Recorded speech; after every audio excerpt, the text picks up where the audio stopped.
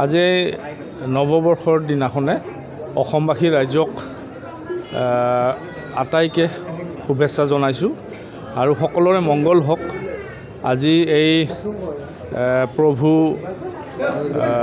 হয়গ্ৰীৱ মাধৱ মন্দিৰত আহি মহাপ্ৰভু বিষ্ণুৰ চৰণত ফুলপাহি দি পেলাই আমি চাকি জ্বলালোঁ, যাতে অসমৰ মানুহৰ মংগল হয় আৰু সকলো শান্তিত যাতে ভৱিষ্যতৰ দিনত উন্নয়নৰ দিশে আগবাঢ়ি যাব পাৰে।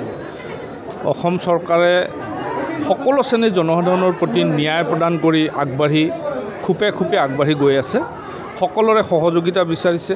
গতিকে সকলোৰে মংগল হওক আৰু জাতি ভেদ নিৰ্বিশেষে সকলোৰে মংগল কামনা কৰি আজি মহাপ্ৰভুৰ ওচৰত চাকি এগছি জ্বলাইছোঁ। হাজোবাসীৰ লগতে অসমৰ জনসাধাৰণৰ সফলতা কামনা কৰিছোঁ। অসমবাসী ৰাইজক কি ক'ব লগা?